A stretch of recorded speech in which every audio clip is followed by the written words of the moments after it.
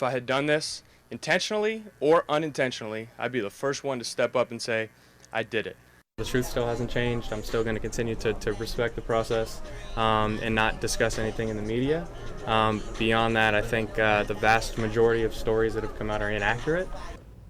We continue our coverage of Ryan Braun's suspension, which was handed down by Major League Baseball earlier today. Braun said in a statement that he's not perfect. Well, his actions in the past have certainly reflected that. This isn't Ryan Braun's first time getting suspended. After earning National League MVP honors in 2011, Braun tested positive for performance-enhancing drugs, but his 50-game suspension was overturned on appeal the following spring. I would bet my life that this substance never entered my body at any point.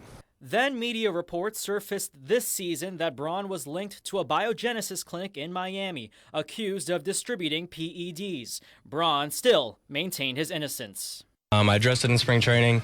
I will not make any further statements about it. The truth has not changed. I don't know the specifics of the story that came out today, but I've already addressed it. I've already commented on it, and I'll say nothing further about it. Braun reportedly refused to answer questions during the league's investigation, and now he will miss the remainder of the 2013 season.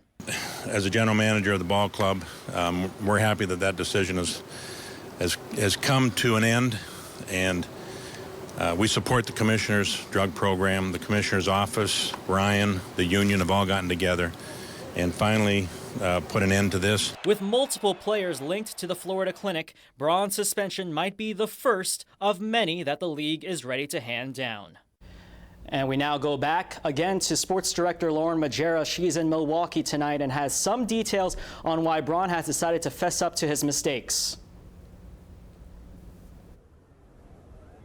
Thanks, David. But first, let's hear from Brewers manager Ron Roenicke after the game, as he just spoke for the first time since Braun was handed his suspension.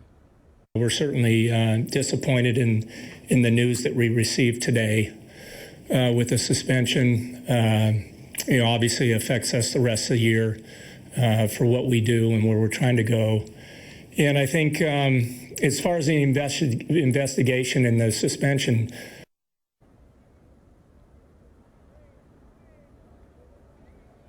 After he denied the use of performance-enhancing drugs, Ryan Braun has been exposed as a liar by agreeing to a 65-game suspension with the MLB. Now the Brewers slugger, who has an $8.5 million salary, will go unpaid the rest of the 65 games that he's missing, meaning the left fielder will be out just over $3 million. Now, replacing Braun in left field position tonight was Caleb Gindel. Now, if you can remember, he was the one who hit the walk-off homer last night. So the 24-year-old, who was just called up from AAA Nashville just 12 days ago, could mean good things for the team coming up in the future. Reporting live at Miller Park, I'm Lauren Majera, Newsline 9 Sports.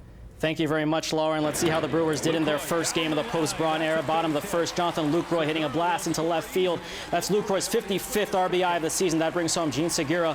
Brewers up 2-0. But then the Padres come back to tie up the game at 3. And Jesus Guzman follows up his home run earlier with a 2-run double to left. Chase Headley and Carlos Quentin score. Padres take the 5-3 lead, and it would stay that way. Brewers lose 5-3. Obviously, the game is really not the focus of today, and we'll have more coverage tomorrow on Wake Up Wisconsin, more coverage on Braun getting suspended. Where we go from here. Thanks, David. We'll be